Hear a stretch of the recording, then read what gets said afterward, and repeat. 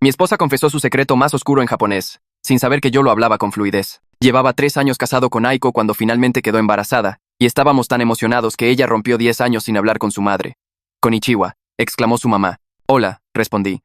La cosa es que yo hablaba japonés con fluidez, pero siempre me había dado pena por mi pasado obsesionado con el anime y el manga, así que fingía no entender. Su padre mexicano, Roberto, ya estaba armando una cuna. Le ayudé, y fue entonces cuando lo escuché. Desde la cocina, Aiko y su mamá hablaban en japonés rápido. ¿Mat no kodato itara dausuru? Preguntó su madre. ¿Qué harás cuando descubra que es el bebé de Mateo? Mi mano se congeló en el desarmador. Aiko se rió. Kare wa shiranai. Baka da cara. Él no lo sabe. Es un tonto. ¿Estás bien, mijo? Roberto notó que había dejado de trabajar. Dejé que mi voz se quebrara. Es solo que... me emociona, ¿sabes? Pensar en convertirme en papá. Me aseguré de proyectar mi voz hacia la cocina. He soñado con esto toda mi vida. Desde la cocina, explotaron en risas en japonés. Kawaiso, pobrecito, yume miteiru. Está soñando. Sonreí. Verán, había visto docenas de historias de infidelidades en TikTok, y sabía que la única salida era dejar que la víbora cavara su propia tumba. Mientras más emotivo pareciera, más munición gratuita me darían para destruirlas. Durante los siguientes días interpreté mi papel perfectamente. Dejé accidentalmente mi laptop abierta en sitios web de nombres para bebés. Me aseguré de que me vieran leyendo libros sobre paternidad. Ese fin de semana, estábamos viendo anime en el sillón, y un personaje hizo un juego de palabras irresistible en japonés. No pude evitarlo. Me reí. Incluso apareció el subtítulo. La cabeza de Aiko se giró hacia mí. ¿Por qué te reíste? Su voz era cortante. Mantuve mis ojos en la pantalla. Ah, la comedia física es graciosa. La forma en que se cayó. Sore wa endada, murmuró su madre. Eso fue extraño. Aiko estuvo de acuerdo en voz baja. Sí, unas noches después en la cena, decidí retorcer un poco el cuchillo. Roberto estaba cortando un asado mientras las mujeres ponían la mesa. ¿Sabes? Dije casualmente, alcanzando las papas. Estaba pensando en descargar Duolingo para japonés. Sería bueno entender de qué hablan tú y tu mamá. El tenedor de Aiko cayó ruidosamente en su plato. No, aclaró su garganta forzando una sonrisa. Quiero decir, es muy difícil. Nunca lo aprenderás.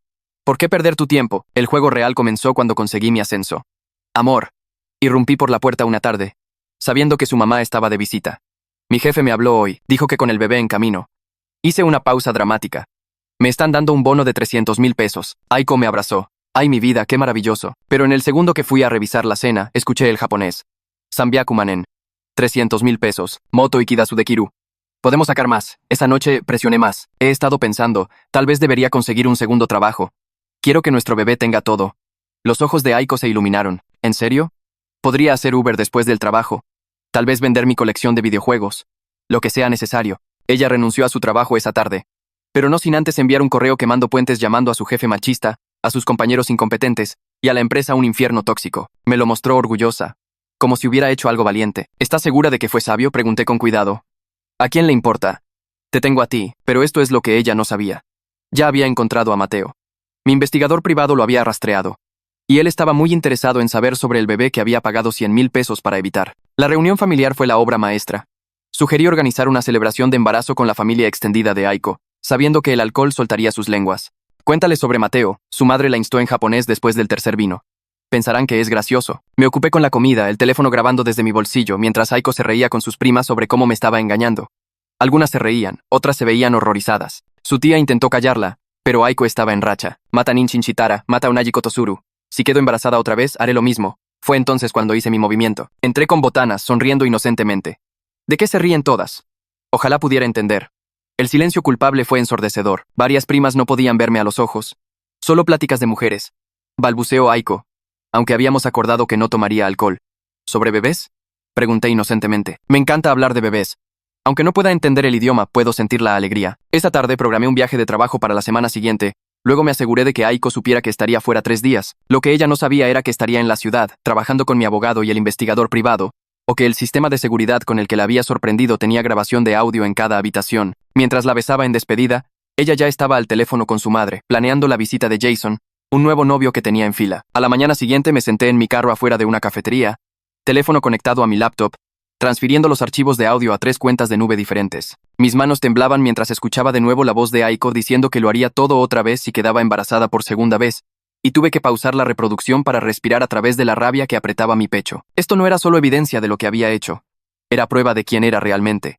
Alguien que me veía como un recurso para explotar, en lugar de una persona para respetar. Etiqueté cada archivo con fechas y marcas de tiempo. creando un sistema que me permitiría encontrar conversaciones específicas más tarde si las necesitaba. La grabación de la fiesta familiar era la más larga, más de 2 horas de charla en japonés, que incluía al menos 15 minutos de discusión directa sobre Mateo y el bebé. Hice notas en un documento separado, traduciendo frases clave y marcando las marcas de tiempo exactas donde Aiko o su madre decían algo particularmente condenatorio. Para cuando terminé de organizar todo, era casi mediodía, y mi café se había enfriado.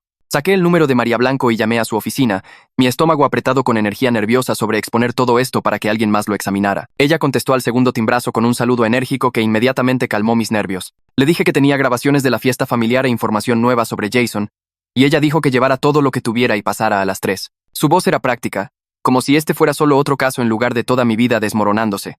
Y de alguna manera esa distancia profesional hizo más fácil respirar. Pasé las siguientes 2 horas en la cafetería, revisando mis notas y asegurándome de poder explicar el contexto de cada grabación sin ponerme muy emocional. Necesitaba presentar esto claramente, mostrarle el patrón de engaño en lugar de solo arrojar mi enojo en su escritorio. La oficina de María estaba en una plaza comercial entre una tintorería y un servicio de preparación de impuestos, lo cual se sentía apropiadamente poco glamuroso para el trabajo de documentar traición. Adentro, las paredes estaban cubiertas con certificados y algunas fotos genéricas de paisajes, y María misma se sentaba detrás de un escritorio apilado con carpetas y una laptop cubierta de anillos de café. Tenía tal vez 50 años, con cabello gris corto y lentes de lectura colgando de una cadena alrededor de su cuello, y me hizo señas de sentarme mientras sacaba un blog legal. Le reproduje clips seleccionados de las conversaciones en japonés, pausando después de cada uno para proporcionar mi traducción y explicar quién estaba hablando. Ella tomó notas con escritura rápida y eficiente, ocasionalmente pidiéndome que reprodujera una sección o aclarara una frase. Cuando llegué a la parte donde la tía de Aiko intentó callarla en la fiesta, María levantó la vista y preguntó si otros miembros de la familia parecían incómodos con lo que se estaba diciendo. Le conté sobre las primas que no podían verme a los ojos después, y ella hizo una nota con una estrella al lado. María dejó su pluma y explicó que aunque las grabaciones podrían no ser admisibles en la corte dependiendo de las leyes estatales, eran increíblemente valiosas para construir una imagen completa e identificar testigos potenciales. Dijo que los jueces a menudo veían las grabaciones secretas con sospecha, especialmente en casos de divorcio, y necesitábamos ser estratégicos sobre qué presentábamos y cuándo. Sentí frustración subir en mi garganta porque había trabajado tan duro para reunir esta evidencia, pero ella levantó una mano y dijo que eso no hacía las grabaciones inútiles. Nos decían quién sabía qué y cuándo, lo que significaba que podíamos construir un caso legal a través de mensajes de texto, registros financieros y declaraciones de testigos en lugar de depender únicamente de la vigilancia. Ella sugirió que priorizáramos esos canales de evidencia legal usando las grabaciones como una hoja de ruta de qué buscar en lugar de como la evidencia en sí misma. Entendí la sabiduría práctica en su enfoque, aunque parte de mí quería simplemente reproducir las grabaciones en la corte y ver la cara de Aiko mientras todos escuchaban la verdad. Esa tarde mantuve mi acto distante pero presente con Aiko, respondiendo a sus preguntas sobre mi día con respuestas vagas sobre proyectos de trabajo y fechas límite. Ella estaba desplazándose por sitios web de muebles para bebés en su tablet, pidiendo mi opinión sobre cunas que todas me parecían básicamente iguales, y di respuestas que eran corteses pero no comprometedoras. Cada palabra que decía se sentía como si estuviera sucediendo en una realidad diferente de la que yo realmente estaba viviendo, como si estuviera viendo una obra donde yo conocía el final, pero los otros actores no. Me mostró una mesa de cambio que le gustaba y asentí, pensando en cómo probablemente nunca usaría estos muebles. La desconexión entre lo que ella pensaba que estaba pasando y lo que realmente estaba pasando me hizo doler la cabeza, pero mantuve mi cara neutral y mi voz estable. Cuando me preguntó si me sentía bien, le dije que solo estaba cansado del largo día y ella aceptó eso sin cuestionar. Programé una consulta con Gustavo Ramírez para la mañana siguiente, un abogado de derecho familiar que María había recomendado y que se especializaba en casos complejos de divorcio que involucraban disputas de paternidad. Su evaluación telefónica había sido exhaustiva, haciendo preguntas detalladas sobre la línea de tiempo del embarazo de Aiko, cuándo sospeché por primera vez de la aventura y qué evidencia había reunido hasta ahora. Había explicado su estructura de honorarios claramente, y me dijo que trajera copias de nuestros estados financieros, el acta de matrimonio y cualquier documentación relacionada con el embarazo. Pasé la tarde organizando documentos en carpetas etiquetadas, creando una línea de tiempo de eventos que comenzaba con la madre de Aiko volviendo a su vida y terminaba con la visita planeada de Jason durante mi falso viaje de trabajo. El acto clínico de organizar papeles y fechas me ayudó a sentir que estaba tomando acción concreta en lugar de solo ahogarme en emoción. La oficina de Gustavo estaba en un rascacielos del centro con un lobby que olía a limpiador de alfombras y tenía música de elevador sonando suavemente desde bocinas ocultas. Su profesionalismo tranquilo inmediatamente me puso a gusto a pesar de las circunstancias, la forma en que me dio la mano firmemente y me ofreció café antes de sentarnos a hablar de negocios. Revisó mi documentación metódicamente, haciendo preguntas aclaratorias y tomando notas en su propio blog legal. Cuando llegamos a las grabaciones, explicó que los desafíos de paternidad eran más efectivos cuando se presentaban inmediatamente después del nacimiento, antes de que yo firmara cualquier acta de nacimiento o reconocimiento de paternidad. Me advirtió que las grabaciones de conversaciones en japonés probablemente serían inadmisibles y podrían incluso trabajar en mi contra si el juez las veía como vigilancia vengativa. Sentí mi mandíbula apretarse ante eso, pero él me miró a los ojos y dijo que entendía mi frustración, Solo necesitaba que yo entendiera la realidad legal dentro de la que estábamos trabajando. Gustavo delineó una secuencia de presentación que comenzaba con separación legal, seguida de un desafío de paternidad una vez que naciera el bebé y los resultados de ADN estuvieran disponibles. Explicó que existían pruebas de paternidad prenatales, pero las cortes preferían pruebas post-nacimiento para procedimientos legales, y cualquier prueba que organizara ahora sería solo para mi conocimiento personal. Pregunté sobre proteger mis finanzas mientras tanto, y él aconsejó abrir una cuenta bancaria separada y documentar todos los gastos maritales. Dijo que como esposo antes de cualquier presentación de separación, tenía el derecho legal de transferir la mitad de nuestros ahorros conjuntos a mi propia cuenta, y debería hacerlo inmediatamente para prevenir que Aiko vaciara las cuentas una vez que se diera cuenta de que yo sabía la verdad. También recomendó que comenzara a rastrear cada peso que ella gastaba, creando un rastro de papel que mostraría sus patrones de gasto y dependencia financiera. Abrí una nueva cuenta bancaria esa tarde en una sucursal diferente de nuestro banco donde nadie me reconocería y se lo mencionaría a Aiko. Transferí exactamente la mitad de nuestros ahorros, que llegó a poco más de 220,000 pesos, y sentí una satisfacción sombría al tomar este paso concreto. También comencé una hoja de cálculo en mi laptop, registrando cada compra de artículos para bebés que Aiko hacía, cada recibo del súper, cada factura de servicios. La naturaleza clínica de esta contabilidad financiera me ayudó a sentir que estaba construyendo un caso en lugar de solo ahogarme en traición. Cada número que ingresaba era otra pieza de evidencia, otro hecho que apoyaría mi posición cuando todo esto saliera a la luz. Creé fórmulas para calcular su gasto mensual y compararlo con lo que había contribuido cuando todavía trabajaba, construyendo una imagen clara de su dependencia financiera. Esa tarde, estaba en la cocina preparando la cena cuando escuché a Aiko al teléfono en la sala hablando en japonés rápido con su madre. Me acerqué a la entrada, fingiendo revisar algo en la despensa, y la escuché decir algo sobre mover dinero a la cuenta de su madre por si acaso. Mi estómago cayó cuando me di cuenta de que ya estaba pensando en esconder activos, lo que significaba que alguna parte de ella sospechaba que yo podría saber algo, o al menos sentir que las cosas no estaban bien entre nosotros. Hice una nota mental para contarle a Gustavo sobre esta conversación en nuestra próxima reunión, y revisar la actividad de nuestra cuenta diariamente en busca de transferencias inusuales. El hecho de que ya estuviera planeando movimientos defensivos significaba que necesitaba mantenerme adelante de ella, seguir reuniendo evidencia y construyendo mi caso antes de que tuviera la oportunidad de cubrir sus huellas o preparar su propia estrategia. Esperé hasta pasada la medianoche cuando Aiko estaba dormida antes de abrir mi laptop en la oficina en casa. Entré al panel de administrador del router usando la contraseña que había configurado cuando nos mudamos, una contraseña que ella nunca supo que existía. Los registros de conexión se cargaron lentamente mostrando semanas de actividad en columnas ordenadas de direcciones IP y marcas de tiempo. Me desplacé por los datos buscando patrones, y ahí estaba. Comenzando hace 3 semanas, había videollamadas sucediendo entre las 11 p.m. y medianoche, siempre después de que yo me había ido a dormir. La dirección IP de destino era consistente, la misma ubicación desconocida cada vez, y las sesiones duraban entre 30 y 45 minutos. Tomé capturas de pantalla de cada entrada del registro, guardándolas en una carpeta oculta en mi escritorio. Luego envié los archivos por correo electrónico a María con un breve mensaje pidiéndole que rastreara la IP y confirmara si pertenecía a Jason. Mis manos temblaban ligeramente cuando presioné enviar. Otra pieza de evidencia asegurada. La respuesta de María llegó la tarde siguiente mientras estaba en el trabajo. La dirección IP pertenecía a un complejo de apartamentos en el lado oeste de la ciudad, y ella ya había sacado el directorio de residentes. Jason Martínez, 28 años, Unidad 3B. También había hecho una verificación de antecedentes, trabajo de ventas en una empresa de tecnología en el centro, sin récord criminal, soltero según sus perfiles de redes sociales donde publicaba selfies del gimnasio y fotos de su perro. Me senté en mi carro durante el almuerzo leyendo el correo de María, tratando de procesar el triángulo bizarro en el que estaba atrapado. Aiko estaba embarazada del bebé de Mateo, casada conmigo, y ya estableciendo su próxima relación con Jason. Lo absurdo de todo habría sido gracioso si no estuviera destruyendo activamente mi vida. Reenvié los hallazgos de María a mi correo personal de respaldo y agregué los detalles de Jason a la hoja de cálculo que estaba manteniendo. Esa tarde busqué en directorios en línea terapeutas que se especializaran en trauma por traición y preparación para el divorcio. Encontré el perfil de Débora García en un sitio web de consejería, sus credenciales listadas junto con una foto mostrando a una mujer en sus 50 años con ojos amables y cabello gris. El formulario de admisión era detallado, preguntando sobre mi estado emocional, si tenía pensamientos de hacerme daño a mí mismo o a otros, mi sistema de apoyo, mis objetivos para la terapia. Lo llené honestamente en el estacionamiento de un supermercado, escribiendo en mi teléfono que estaba enojado y herido pero no peligroso, solo desesperado por un espacio para procesar esta situación sin desmoronarme o hacer algo estúpido. Envié el formulario y recibí una respuesta automatizada de que alguien me contactaría dentro de 24 horas para programar una cita. La oficina de Débora me llamó la mañana siguiente, y programé mi primera sesión para el jueves por la tarde. Cuando llegó el día, salí temprano del trabajo y conduje a un pequeño edificio de oficinas cerca del hospital. La sala de espera tenía sillas cómodas y revistas que nadie leía jamás. El tipo de espacio profesional genérico que podría ser un dentista o contador tan fácilmente como un terapeuta. Débora me recibió en la puerta, dándome la mano y llevándome a su oficina donde 2 sillones se enfrentaban con una pequeña mesa entre ellos. Me senté y comencé a hablar, toda la historia saliendo en una avalancha. Ella escuchó sin interrumpir, tomando notas ocasionales, su cara neutral pero atenta. Cuando terminé, me preguntó qué esperaba lograr a través de toda esta recopilación de evidencia. Le dije que quería exponer a Aiko frente a toda su familia, asegurarme de que todos supieran lo que había hecho. Débora asintió lentamente y preguntó si eso serviría a mi sanación o solo mi enojo. La pregunta me golpeó más fuerte de lo que esperaba, sentándose en mi pecho como un peso por el resto de la sesión y siguiéndome a casa después. No tenía una buena respuesta. Durante la siguiente semana, comencé a quitar cosas tranquilamente de la casa durante mis pausas de almuerzo. Renté una unidad de almacenamiento al otro lado de la ciudad.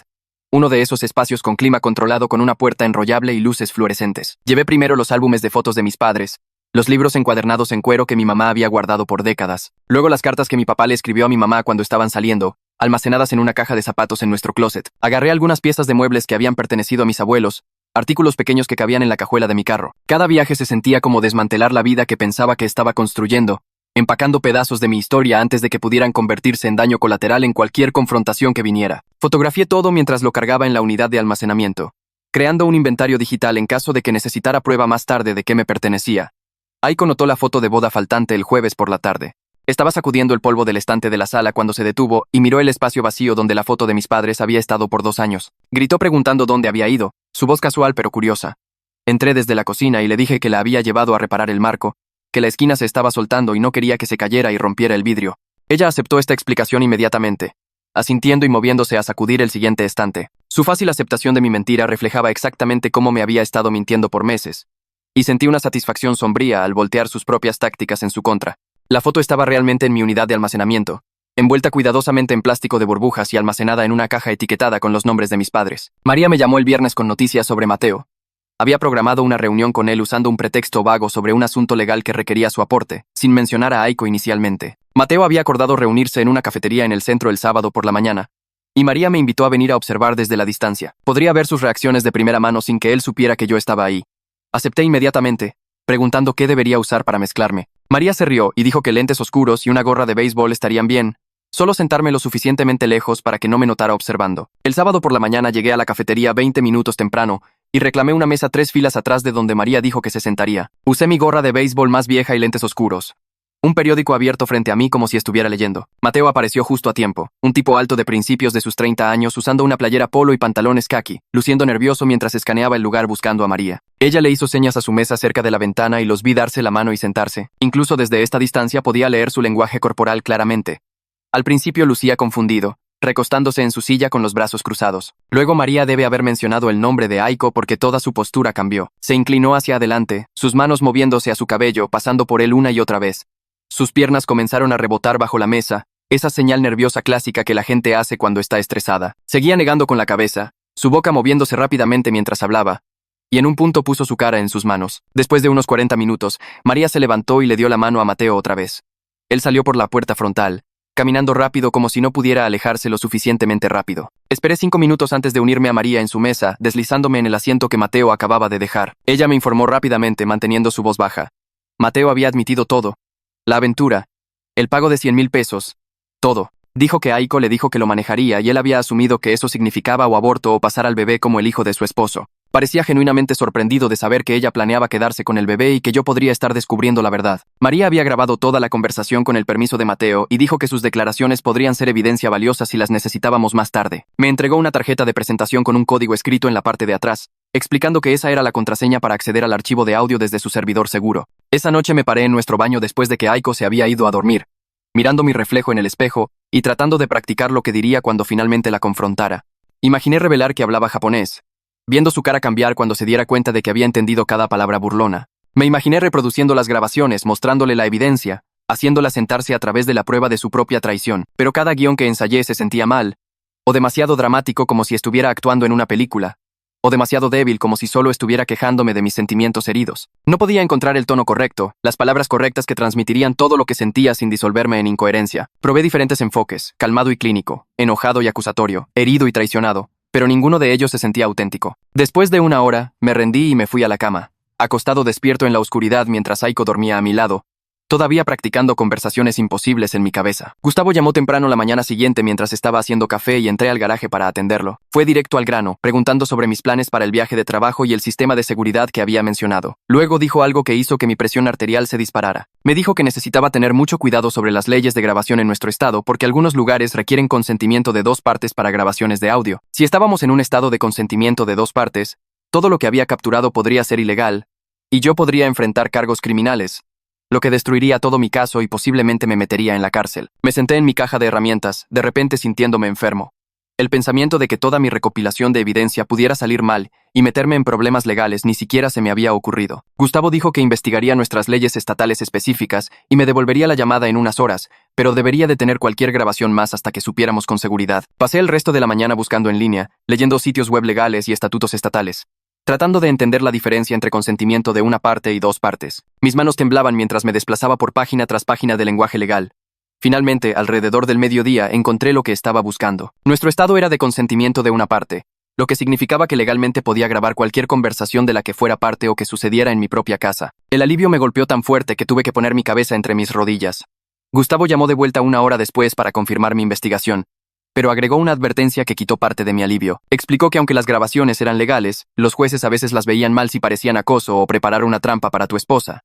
Necesitaba ser inteligente sobre qué grababa y cómo lo presentaba en la corte. El objetivo era documentar comportamiento genuino, no engañar a Aiko para que dijera o hiciera algo que normalmente no haría. Le aseguré a Gustavo que entendía y que solo usaría las grabaciones para capturar lo que naturalmente sucediera durante mi falso viaje de trabajo. 2 días después, instalé el sistema de seguridad mientras Aiko estaba en una cita médica. Monté pequeñas cámaras en la sala, cocina y pasillo, cada una con capacidad de grabación de audio escondida en lo que parecía equipo regular de seguridad para el hogar. Toda la instalación me tomó unos 90 minutos y probé cada cámara 2 veces para asegurarme de que la calidad de audio fuera lo suficientemente clara para captar conversaciones. Cuando Aiko llegó a casa, le mostré el nuevo sistema con lo que esperaba pareciera orgullo emocionado. Saqué la aplicación en mi teléfono y la guié por cómo podíamos monitorear la casa remotamente, revisar las cámaras desde cualquier lugar y recibir alertas si el sistema detectaba movimiento. Expliqué que con el bebé en camino, quería asegurarme de que nuestra casa fuera lo más segura posible, especialmente cuando tuviera que viajar por trabajo. Ella sonrió y me abrazó, diciendo que la hacía sentir más segura saber que teníamos esta protección. No tenía idea de que acababa de aprobar su propia vigilancia. Esa noche, durante una cena tranquila, Aiko de repente agarró su estómago y dejó salir un grito agudo.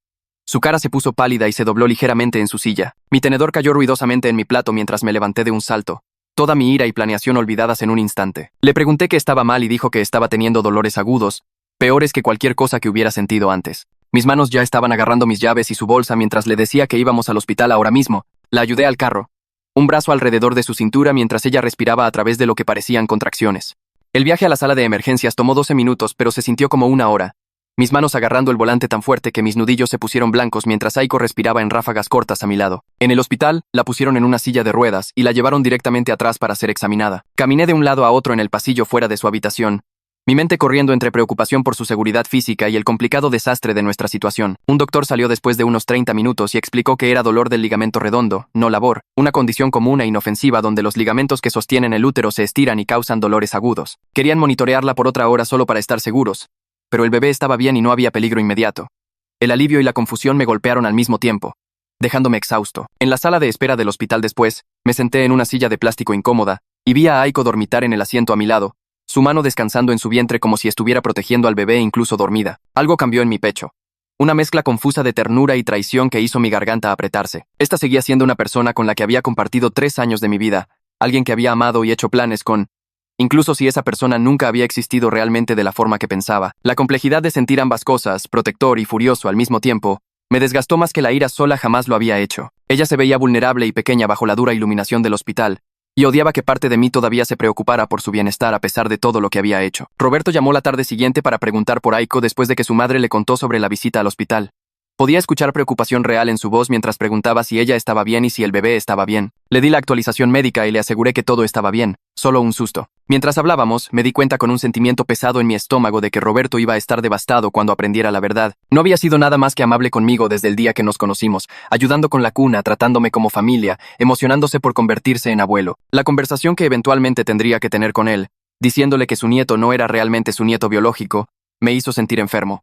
Él no merecía esta traición más de lo que yo la merecía. 3 días después me reuní con Gustavo otra vez en su oficina para finalizar la estrategia para mi falso viaje de trabajo. Extendió una línea de tiempo en su escritorio y me guió exactamente por lo que debería suceder durante esos 3 días. Enfatizó múltiples veces que no debería confrontar a Aiko durante este periodo, sin importar lo que viera o escuchara a través de las cámaras. El objetivo era pura documentación. Dejar que revelara sus planes con Jason naturalmente sin ninguna presión o sospecha de mí. Gustavo explicó que si la confrontaba o trataba de atraparla en el acto, podría verse como trampa o acoso, lo que debilitaría nuestro caso. Necesitaba solo observar, grabar y documentar todo mientras mantenía mi historia de portada sobre estar fuera de la ciudad por trabajo. Esa tarde en la cena le dije a Aiko sobre mi viaje de trabajo programado para la semana siguiente. Expliqué que era una sesión de capacitación obligatoria en Monterrey, algo para lo que mi jefe me había inscrito hace meses y del que no podía salirme. Ella solo hizo un par de preguntas básicas sobre cuándo me iría y cuándo volvería, luego pareció casi aliviada mientras asentía y volvía a su comida. Ese alivio dolió, pero también confirmó todo lo que ya sabía. Ya estaba planeando cómo usar esos 3 días, ya pensando en la visita de Jason, ya esperando mi ausencia. La noche antes de mi falsa partida, empaqué una maleta de viaje en nuestra recámara mientras Aiko veía la tele en la sala. Me aseguré de incluir suficiente ropa y artículos de aseo para hacer que el viaje se viera real, aunque solo estaría a 20 minutos de distancia en un hotel. La mañana siguiente, la besé en despedida con el mismo afecto distante que había estado mostrando por semanas, el tipo de beso que es más hábito que sentimiento. Ella me dijo que manejara con cuidado y le mandara mensaje cuando llegara, su voz alegre de una manera que me revolvió el estómago. Conduje a un hotel del otro lado de la ciudad, me registré bajo mi propio nombre y configuré mi laptop en el escritorio para monitorear las transmisiones de la cámara de seguridad. La habitación era genérica e impersonal, con paredes beige y una vista del estacionamiento, pero serviría a su propósito. Dentro de 3 horas de mi partida, vi a través de la transmisión de la cámara cómo Aiko sacó su teléfono y llamó a su madre. Hablaron en japonés rápido y subí el volumen en mi laptop para captar cada palabra. Aiko le dijo a su madre que Jason vendría mañana en la noche, que todo estaba perfectamente preparado. La voz de su madre vino a través de la bocina con una nota de precaución, diciendo que algo se sentía raro sobre mi comportamiento reciente, que tal vez Aiko debería ser más cuidadosa, pero Aiko se rió y descartó la preocupación completamente. Dijo que yo era demasiado tonto para descubrir nada, que probablemente solo estaba estresado por convertirme en padre y no tenía idea de lo que realmente estaba pasando. Su madre pareció aceptar esta explicación, y siguieron hablando sobre qué debería cocinar Aiko para la visita de Jason. Cerré mi laptop y miré la pared insípida del hotel, dejando que sus palabras me lavaran una vez más antes de documentar todo y enviar el archivo a Gustavo. La mañana siguiente abrí mi laptop de trabajo y entré al sistema remoto, configurando hojas de cálculo e informes en un monitor mientras las transmisiones de la cámara de seguridad se reproducían en el otro. Cada hora cambiaba la aplicación de la cámara y veía a Aiko moverse por nuestra casa como si estuviera actuando en una obra que yo ya había leído. Hizo el desayuno alrededor de las 9, desplazándose por su teléfono en la mesa de la cocina.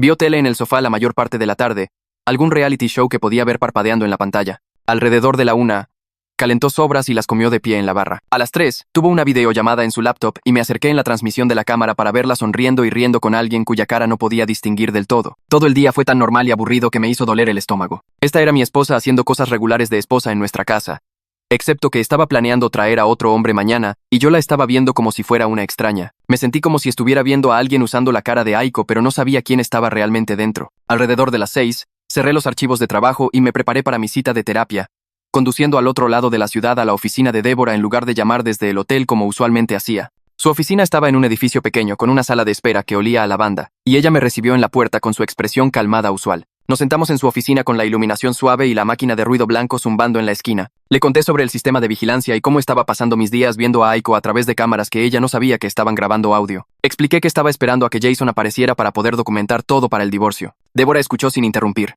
Luego me preguntó qué haría si la evidencia no era tan dramática como estaba esperando.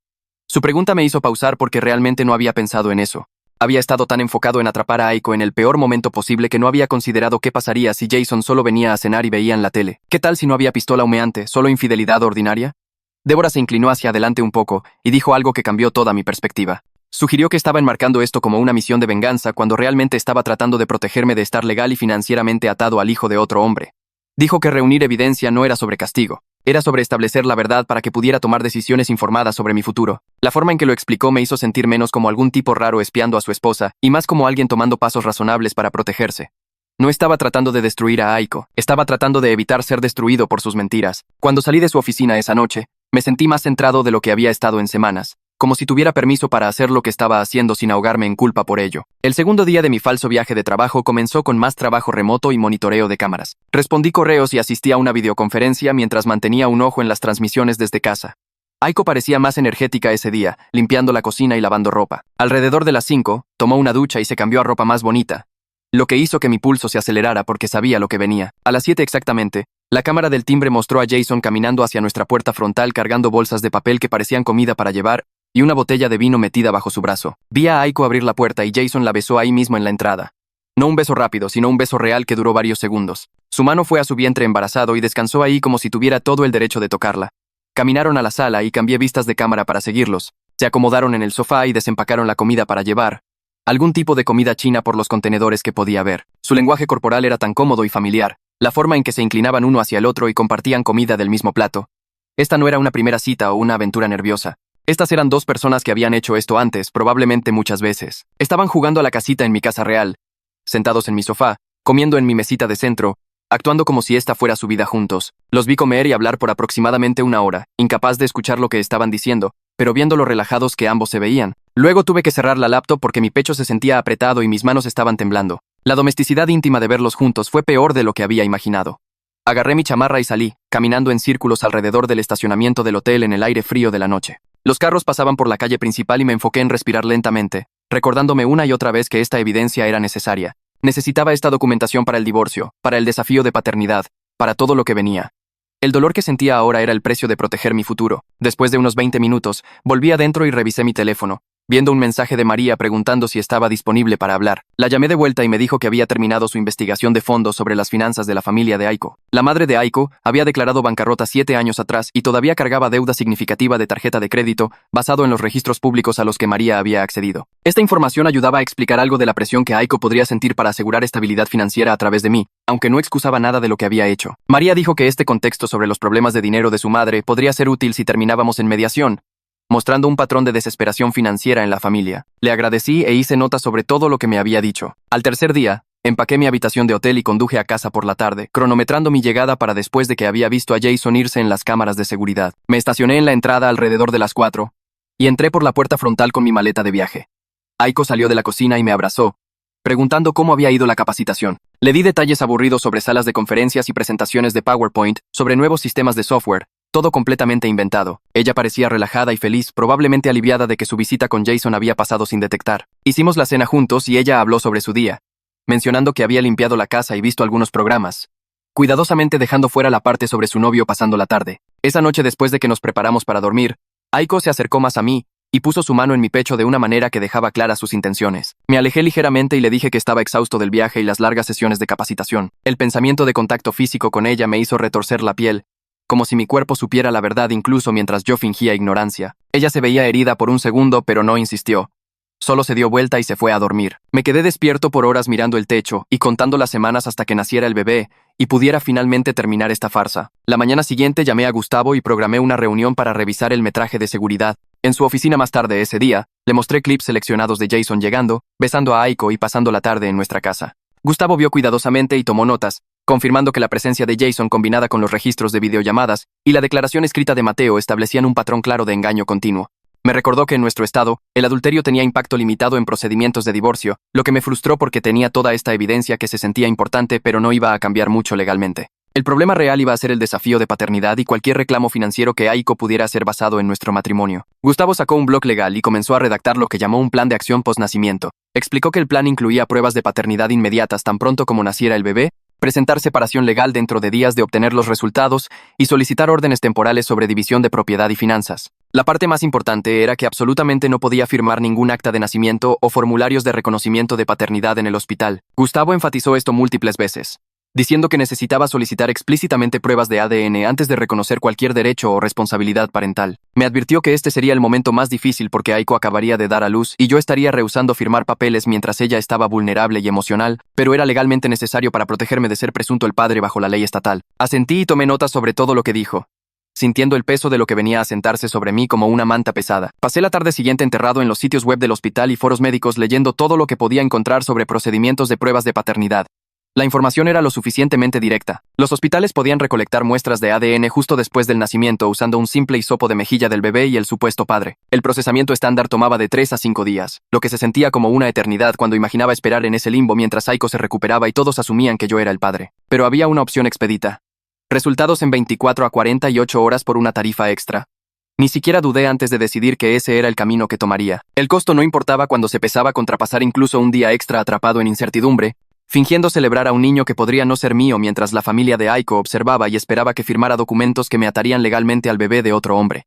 Guardé en favoritos 3 servicios de pruebas diferentes y envié la información por correo a Gustavo, pidiéndole que confirmara cuál usaba el hospital y si necesitaba arreglar algo por adelantado. Su respuesta llegó dentro de una hora, diciéndome que contactaría al hospital directamente para establecer el protocolo de pruebas y asegurarse de que el personal supiera no presentarme ningún formulario de reconocimiento de paternidad hasta que llegaran los resultados. Leer su correo me dio una extraña sensación de alivio, como si finalmente estuviera tomando pasos concretos en lugar de solo reunir evidencia y esperar. Ese viernes, la madre de Aiko llegó para el fin de semana con 2 maletas y una bolsa llena de ropa de bebé que había estado coleccionando. Vi desde la cocina mientras abrazaba a Aiko en la entrada, hablando japonés rápido sobre lo emocionada que estaba y lo grande que se había puesto el vientre de Aiko. Se movieron a la sala y les llevé té, jugando mi papel como el esposo atento mientras estudiaba su dinámica con nueva conciencia. Su madre era controladora de una manera que había notado antes pero nunca realmente analizado, constantemente tocando el estómago de Aiko y ofreciendo consejos sobre todo desde posiciones para dormir hasta qué comidas evitar. Aiko respondía a cada sugerencia con acuerdo inmediato o rebelión sutil dependiendo de su humor, y podía ver el patrón de su relación desarrollándose en tiempo real. Lo que más me impactó fue cómo su madre tocaba el vientre de Aiko constantemente, sus manos siempre alcanzando esa curva hinchada, pero apenas me miraba durante toda la tarde. Cuando hacía contacto visual, duraba tal vez un segundo antes de que mirara hacia otro lado, y entendí que no podía del todo enfrentar a la persona que había ayudado a su hija a engañar. Mantuve mi expresión neutral y les llevé botanas, actuando como si no notara la culpa escrita en su cara cada vez que entraba a la habitación. El sábado por la noche, Roberto vino a cenar y los 4 nos sentamos alrededor de la mesa mientras él cortaba un asado que había traído. La conversación se mantuvo ligera al principio, hablar sobre el clima y algún proyecto en el que Roberto estaba trabajando en su garaje, pero luego mencionó algo que hizo que todos se quedaran callados. Había estado estableciendo un fondo universitario para su futuro nieto, apartando dinero cada mes desde que habíamos anunciado el embarazo, y quería saber si teníamos alguna preferencia sobre cómo debería estructurarse la cuenta. La mesa quedó completamente en silencio, excepto por el sonido de su cuchillo contra la tabla de cortar. Vi a Aiko y su madre intercambiar una mirada a través de la mesa, una mirada rápida que duró tal vez 2 segundos pero comunicó todo. Ambas sabían que este bebé podría no ser el nieto biológico de Roberto, que toda su planeación generosa y preparación emocionada podría ser para un niño que no tenía conexión de sangre con él. El peso de su engaño de repente se sintió más grande que solo lo que me habían hecho. Se extendía a Roberto, este hombre amable que me había dado la bienvenida a su familia y me había tratado como un hijo. Siguió hablando sobre el fondo, explicando interés compuesto y preguntando si queríamos contribuir nosotros mismos, completamente inconsciente de la tensión chisporroteando a su alrededor. Me forcé a responder normalmente, agradeciéndole por su generosidad y diciendo que definitivamente contribuiríamos una vez que llegara el bebé. La madre de Aiko se excusó para usar el baño, y capté el brillo de lágrimas en sus ojos cuando dejó la mesa. Después de la cena, le pregunté a Roberto si podía hablar con él sobre algo, usando decisiones de trabajo como mi excusa. Fuimos al garaje donde guardaba sus herramientas de carpintería y proyectos sin terminar, el aire oliendo a acerrín y barniz. Escuchó cuidadosamente mientras inventaba preguntas sobre avance profesional y balance trabajo-vida, dándome consejo paternal sobre priorizar la familia y no dejar que la ambición me consumiera. Parado ahí rodeado de sus herramientas y escuchando su preocupación genuina en su voz, me sentí abrumado por la urgencia de contarle todo. Las palabras estaban ahí en mi garganta, listas para derramarse sobre la aventura de Aiko y Mateo, y las conversaciones en japonés donde se habían burlado de mí, pero las advertencias de Gustavo resonaban en mi cabeza sobre controlar el tiempo y método de revelación,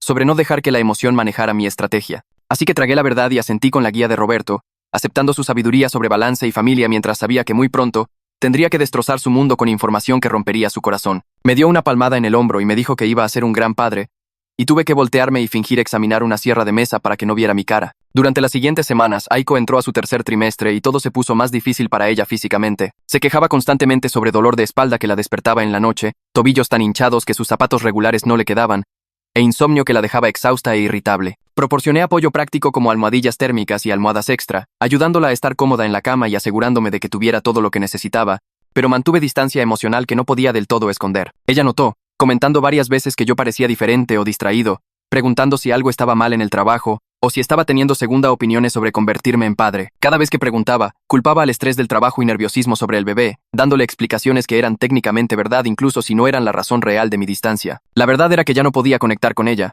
No podía fingir intimidad o afecto cuando sabía lo que había hecho y todavía estaba haciendo. Cada toque se sentía mal, cada conversación se sentía como una actuación, y mantener la fachada me agotaba más de lo que cualquier labor física podría. La clase prenatal sucedió un martes por la noche en el hospital donde Aiko eventualmente daría a luz. Nos sentamos en un círculo con otras 6 parejas mientras una instructora demostraba técnicas de respiración y posiciones de parto, todos los demás pareciendo genuinamente emocionados y conectados. Me sentí como un actor en una obra haciendo movimientos que no tenían significado auténtico detrás de ellos. La instructora pidió a las parejas practicar toque de apoyo, mostrándonos cómo aplicar presión a la parte baja de la espalda durante contracciones. Coloqué mis manos en la espalda de Aiko con desapego clínico, siguiendo las instrucciones técnicas pero sin sentir nada, y ella volteó su cabeza para darme una mirada confundida. Las otras parejas estaban riendo y bromeando, los hombres haciendo comentarios nerviosos sobre desmayarse en la sala de parto mientras sus esposas rodaban los ojos afectuosamente. Me quedé callado durante la mayor parte de la clase, solo hablando cuando se dirigían a mí directamente, y Aiko seguía mirándome con una expresión que no podía del todo leer. En el camino a casa, me preguntó otra vez si estaba bien,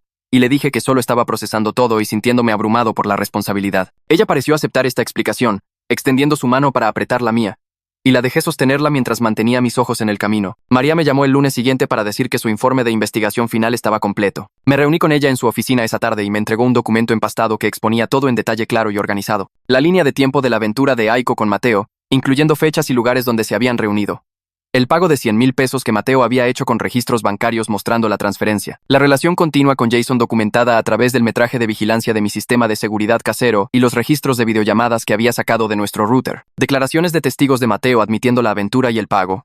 Las grabaciones de la reunión familiar donde Aiko y su madre habían discutido el engaño en japonés. María lo había organizado todo en una narrativa que podía presentarse a un juez si era necesario, completa con exhibiciones y documentación de apoyo. Pasé por las páginas sintiendo una extraña mezcla de vindicación y tristeza, viendo la traición de mi esposa reducida a viñetas y marcas de tiempo. María me advirtió otra vez que Gustavo todavía era cauteloso sobre depender demasiado del metraje de vigilancia, explicando que algunos jueces veían ese tipo de evidencia negativamente incluso cuando era legalmente obtenida, pero había hecho su trabajo exhaustivamente, dándome cada pieza de información que pudiera necesitar para protegerme legal y financieramente. Esa semana tuve una sesión de terapia con Débora donde me hizo una pregunta que me detuvo en seco. ¿Qué resultado realmente me satisfaría en este punto? Me senté ahí en su oficina tratando de articular una respuesta y me di cuenta de que no quería que Aiko sufriera o fuera destruida. Solo quería ser libre. Libre de la obligación legal de criar al hijo de otro hombre. Libre de la responsabilidad financiera de mantener a alguien que me engañó. Libre de ser burlado en un idioma que supuestamente no entendía. Débora me ayudó a trabajar en esto, haciendo preguntas que clarificaron mis objetivos reales versus las fantasías de venganza que había estado entreteniendo. Señaló que mi recopilación de evidencia había sido sobre autoprotección, no castigo, y esa distinción importaba tanto legal como emocionalmente. Para el final de la sesión, podía articular claramente que quería una separación limpia con mi dignidad intacta, no destrucción o humillación pública. Esta claridad me ayudó a refinar mi enfoque con Gustavo, enfocándome en protección legal en lugar de exposición dramática. Salí de la oficina de Débora sintiéndome más centrado de lo que había estado en semanas, como si finalmente hubiera separado mis necesidades legítimas de mi enojo. Creé una nueva cuenta de correo esa tarde usando un proveedor seguro y comencé a reenviar documentos importantes a ella. Registros financieros mostrando nuestras cuentas conjuntas y los patrones de gasto de Aiko desde que renunció a su trabajo. El metraje del sistema de seguridad de las visitas de Jason. El informe de investigación completo de María con todas las exhibiciones. Los memorandos de estrategia legal de Gustavo y los papeles de separación en borrador. Todo lo que pudiera necesitar si Aiko intentaba borrar o destruir evidencia una vez que se diera cuenta de que yo sabía la verdad. También envié credenciales de acceso tanto a María como a Gustavo, dándoles permiso para recuperar estos archivos si algo me pasaba a mis cuentas primarias, o si me volvía incapaz de acceder a ellas yo mismo. El proceso tomó más de una hora, organizando cuidadosamente archivos y asegurándome de que todo se subiera correctamente. Pero me sentí mejor sabiendo que había múltiples respaldos. Gustavo me había advertido que Aiko podría intentar bloquearme de cuentas conjuntas o esconder activos una vez que se presentaran los papeles de separación, y este archivo de correo me daba seguro contra esa posibilidad. La fecha de parto de Aiko ahora estaba a solo 2 semanas, y la casa se llenó de suministros para bebé que se sentían como utilería en una producción de teatro. Pasé una tarde de sábado ensamblando la cuna que Roberto había comprado, siguiendo las instrucciones y apretando tornillos mientras sabía que probablemente nunca usaría estos muebles. El asiento del carro estaba en su caja en el garaje esperando ser instalado. Ropa diminuta colgaba en el closet del cuarto del bebé, organizada por talla. Me moví a través de estas tareas mecánicamente, preparando un hogar para un bebé que no estaría criando, y la desconexión entre mis acciones y mi conocimiento creó un estado de ensueño donde nada se sentía del todo real. Aiko entró mientras yo trabajaba en la cuna y se paró en la entrada viéndome, su mano descansando en su vientre. Preguntó si estaba emocionado y dije que sí, manteniendo mi voz estable. Se acercó más y puso sus brazos alrededor de mí desde atrás, o lo intentó dada su talla, y me quedé ahí dejándola abrazarme mientras miraba la cuna medio ensamblada y contaba los días hasta que pudiera finalmente terminar esta actuación. El correo de Gustavo llegó un jueves por la mañana con el asunto documentos para revisar. Abrí el adjunto y pasé las siguientes 2 horas leyendo lenguaje legal que hizo que todo se sintiera de repente real de una manera que el metraje de vigilancia nunca había hecho. La petición de separación legal exponía fundamentos y solicitaba órdenes temporales. El documento de desafío de paternidad formalmente declaraba mi rechazo a reconocer paternidad y solicitaba pruebas de ADN para establecer al padre biológico. Cada párrafo era clínico y preciso, convirtiendo meses de traición en cláusulas numeradas y declaraciones de considerando. Hice notas en los márgenes, mayormente pequeños cambios de redacción que Gustavo había sugerido que revisara. Una sección solicitaba que no se me hiciera financieramente responsable de costos médicos relacionados con el nacimiento o cuidado postnatal. Otra pedía a la corte restringir a Aiko de vender o esconder activos maritales durante el periodo de separación. Aprobé todo con mis ediciones y envié correo de vuelta a Gustavo, autorizándolo a presentar en el momento que tuviéramos resultados de la prueba de paternidad. El documento se sentó en una carpeta en su escritorio, listo para irse, solo esperando prueba científica de lo que yo ya sabía. 3 noches después, desperté con Aiko sacudiendo mi hombro. Su cara estaba tensa de dolor y me dijo que las contracciones habían comenzado. Revisé mi teléfono y vi que eran las 2:17 a.m. Cronometré la siguiente contracción y luego la que siguió, confirmando que estaban a 7 minutos de distancia como la clase prenatal nos había enseñado a observar. Me levanté y me moví por la casa con energía enfocada, empacando su maleta de hospital con los artículos de la lista de verificación que habíamos preparado semanas atrás. Ropa cómoda, artículos de aseo, cargador de teléfono, el atuendo para llevar a casa para el bebé. Aiko agarró el mostrador del baño durante otra contracción y me paré detrás de ella, aplicando presión a su espalda baja de la manera que habíamos practicado. Cuando pasó la contracción, la ayudé al carro y conduje al hospital con ambas manos firmes en el volante. Ella extendió la mano y agarró mi mano durante la siguiente contracción, apretando tan fuerte que mis dedos se entumecieron. Apreté de vuelta porque sin importar qué más fuera verdad entre nosotros, ella todavía era un ser humano en dolor real y no podía simplemente apagar la compasión básica. El hospital la admitió rápidamente y la acomodó en una sala de parto. Las contracciones se estaban haciendo más fuertes y más cercanas, y me quedé justo al lado de la cama ayudándola a respirar a través de cada una. Las técnicas de respiración de la clase prenatal realmente ayudaron y conté en voz alta mientras ella se enfocaba en el ritmo. Cuando quería hielo picado lo conseguí. Cuando necesitaba a la enfermera, llamé. Cuando el doctor vino a revisar su progreso, hice preguntas sobre opciones de manejo del dolor, porque Aiko me había dicho semanas atrás que quería una epidural. El personal médico se movió alrededor de nosotros con eficiencia práctica, monitoreando el ritmo cardíaco del bebé y los signos vitales de Aiko. Alrededor de la hora 8, Roberto y la madre de Aiko llegaron. Roberto me abrazó y preguntó cómo estaba ella, y le di actualizaciones sobre centímetros dilatados y la epidural que se había colocado una hora antes. Los 4 nos acomodamos en una vigilia que probablemente se veía completamente normal para cualquiera que observara. Roberto se sentó en la silla de la esquina leyendo noticias en su teléfono. La madre de Aiko se paró cerca de la cama hablando suavemente a su hija en japonés. Me quedé cerca de Aiko, limpiando su frente con un trapo fresco y ayudándola a cambiar de posición cuando le dolía la espalda. Varias veces capté el ojo de Roberto a través del cuarto y la calidez y gratitud que vi ahí hicieron que mi pecho doliera físicamente porque sabía que esa mirada se iría pronto. El bebé nació a las 6:47 p.m. Después de 2 horas de pujar que dejaron a Aiko exhausta y temblando. El doctor anunció que era un niño, y gritó el peso a 3 kilos 200 gramos. El equipo médico lo limpió rápidamente y luego lo colocó en el pecho de Aiko para contacto piel con piel. El cuarto se llenó de lágrimas y felicitaciones. Roberto estaba llorando y tomando fotos. La madre de Aiko estaba hablando japonés rápido sobre lo hermoso que era. Las enfermeras estaban sonriendo y alabando a Aiko por su trabajo duro. Me paré ligeramente apartado de la cama, viendo este momento que debería haber sido el más feliz de mi vida, pero se sentía más como asistir a un funeral. El bebé estaba haciendo pequeños ruidos y moviendo sus manos diminutas.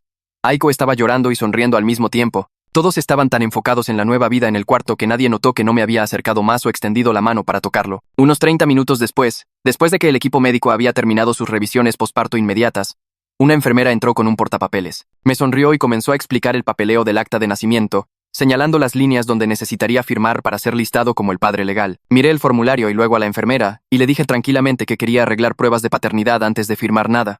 Mi voz era calmada, pero las palabras cayeron en el cuarto como piedras en agua quieta. La cabeza de Aiko se volteó hacia mí, su cara exhausta de repente alerta con una expresión que nunca había visto antes. Su madre comenzó a hablar rápidamente en japonés, preguntando qué estaba pasando, qué acababa de decir.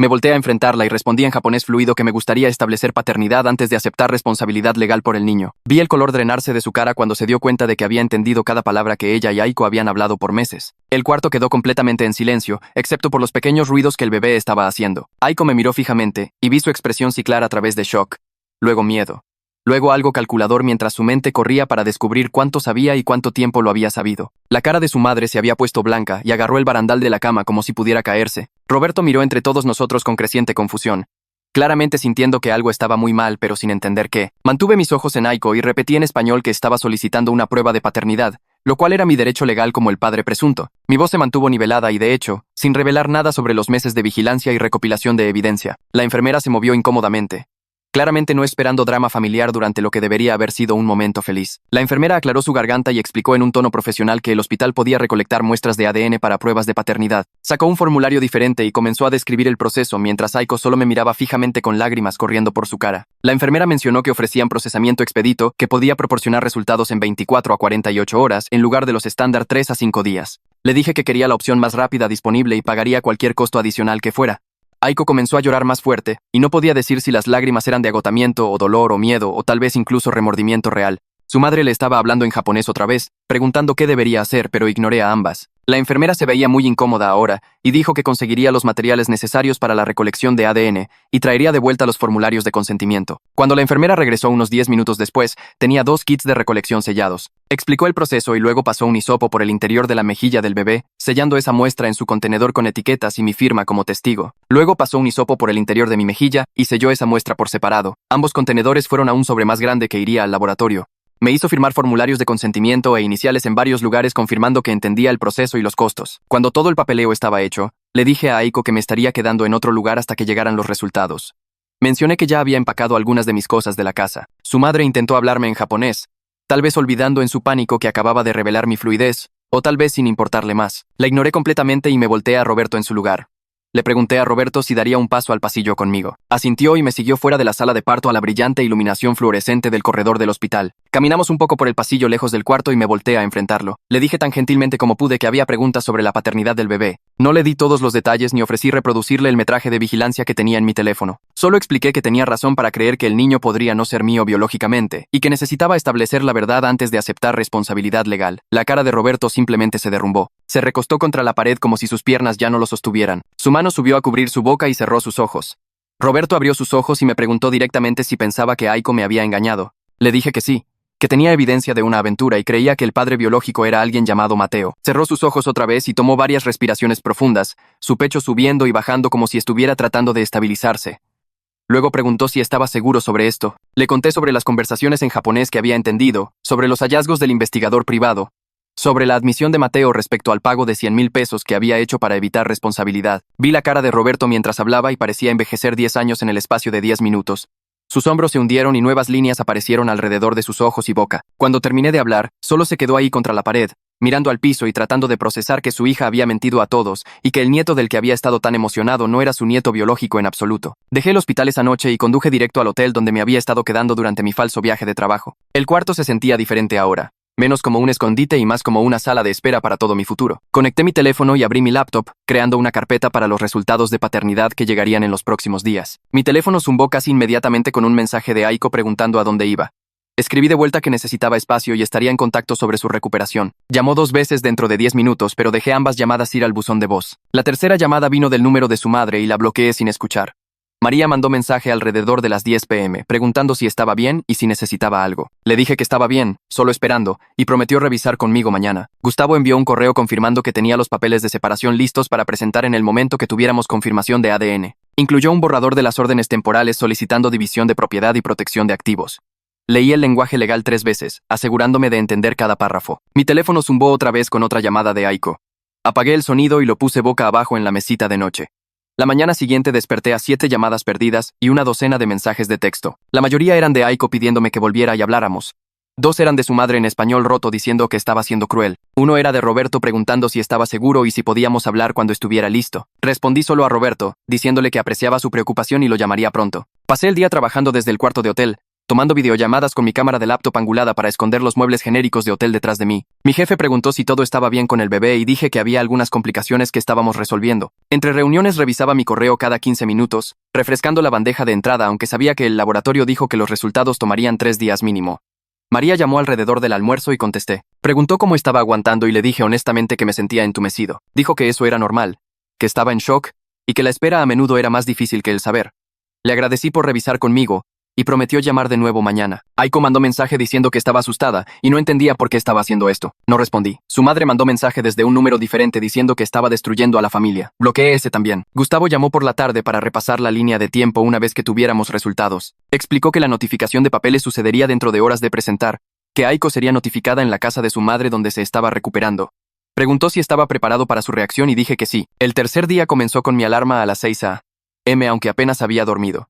Revisé mi correo antes de siquiera salir de la cama y lo vi. El asunto decía resultados de prueba de ADN y mi mano tembló mientras abría el adjunto. El documento era clínico y oficial, lleno de lenguaje técnico sobre marcadores genéticos y cálculos de probabilidad.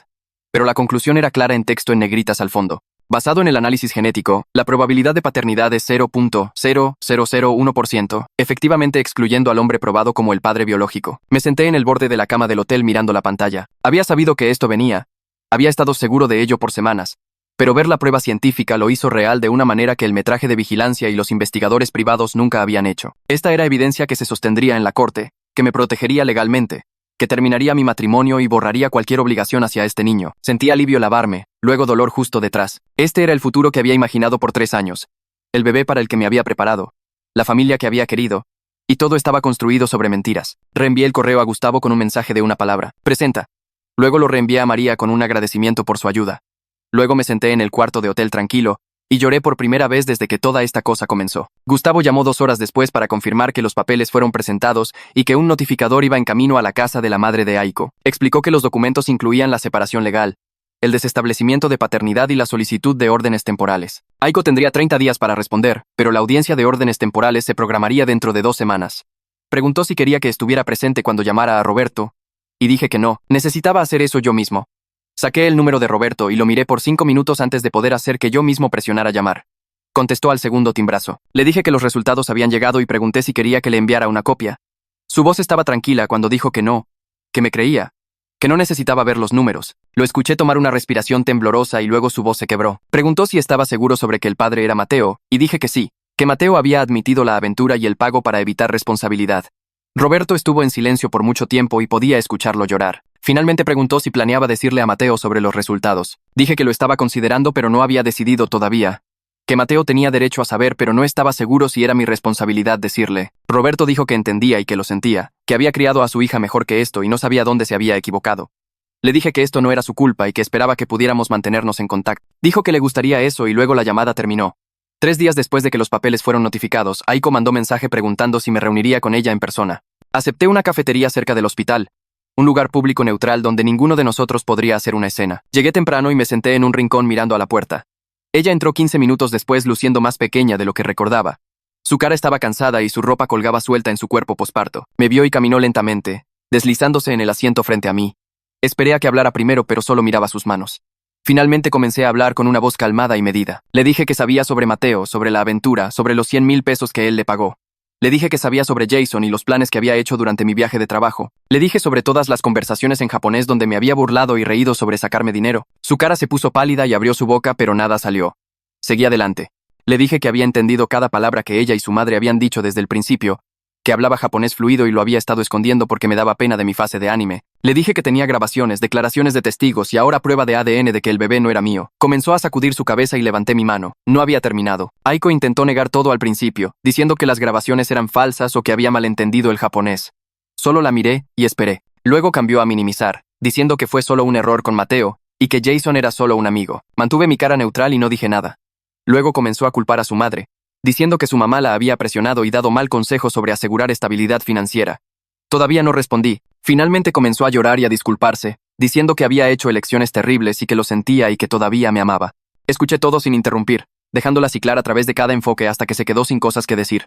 Luego hablé, expliqué que el proceso legal estaba avanzando, que no firmaría ningún documento de paternidad y que necesitaba contactar a Mateo sobre sus responsabilidades como el padre biológico. Preguntó a través de lágrimas si había alguna posibilidad de que pudiéramos arreglar las cosas, si podíamos ir a terapia de pareja o si podía perdonarla. Le dije honestamente que la confianza estaba completamente destruida, que no podía estar casado con alguien que me había mentido en un idioma que pensaba que no entendía, que se había burlado de mí con su familia, que había planeado seguir sacándome dinero mientras veía a otros hombres. Puso su cara en sus manos y sollozó. Me levanté, dejé dinero para ambos cafés y salí. Contacté a Mateo a través de María al día siguiente, enviándole los resultados de paternidad y la información de contacto de Aiko vía correo seguro. Escribí que no estaba tratando de forzarlo a ningún curso particular de acción, pero que merecía saber la verdad sobre su hijo biológico. Expliqué que había desestablecido legalmente la paternidad y que Aiko necesitaría resolver arreglos de manutención directamente con él. María reenvió su respuesta 2 días después. Mateo dijo que necesitaba tiempo para procesar esta información y consultar con su propio abogado antes de decidir qué hacer. Me agradeció por hacerle saber y se disculpó por toda la situación. Escribí de vuelta a través de María que entendía y que no tenía resentimientos hacia él personalmente. La aventura fue entre él y Aiko, y la manutención infantil era entre él y el Estado. Yo estaba terminado con todo. 2 meses después, estaba viviendo en un apartamento modesto al otro lado de la ciudad. Un lugar de una recámara con luz decente y un pequeño balcón. Había sacado mis cosas de la casa mientras Aiko se estaba quedando con su madre, llevando solo lo que era mío y dejando todo relacionado con el bebé. Los procedimientos de divorcio se estaban moviendo lentamente a través del sistema de cortes, y Gustavo dijo que probablemente tomaría otros varios meses finalizar. Estaba asistiendo a sesiones de terapia con Débora cada semana, trabajando a través de la traición y el dolor y la ira. Ella me estaba ayudando a separar el daño legítimo de las fantasías destructivas de venganza, ayudándome a construir una vida basada en verdad en lugar de engaño. Me había inscrito en una clase avanzada de idioma japonés en el colegio comunitario, finalmente admitiendo a la gente que hablaba el idioma e incluso explicando por qué lo había escondido por tanto tiempo. Mis compañeros de clase pensaron que la historia era loca y varios de ellos me siguieron en redes sociales después de que publiqué sobre ello. Roberto y yo nos reuníamos para café cada par de semanas, dos hombres procesando dolor y traición juntos. No hablábamos mucho sobre Aiko o el bebé, solo nos sentábamos juntos y compartíamos el entendimiento tranquilo de personas que ambos habían perdido algo. Nuestra relación nunca sería lo que fue cuando pensaba que iba a ser su yerno, pero había un respeto entre nosotros que se sentía honesto. No estaba bien todavía, y algunos días eran más difíciles que otros. Despertaba enojado o triste o simplemente entumecido, pero estaba libre del gaslighting y la burla y el elaborado engaño. Estaba construyendo una vida donde no tenía que fingir o esconder o hacerme el tonto. Esa libertad valía cada pedazo de dolor que tomó llegar aquí. Entonces sí, esa es la historia. Solo una de esas historias de todos los días que de alguna manera se te quedan pegadas. Gracias por acompañarme. Siempre es un buen momento tenerlos aquí. Regresen cuando tengan ganas de ponerse al día otra vez.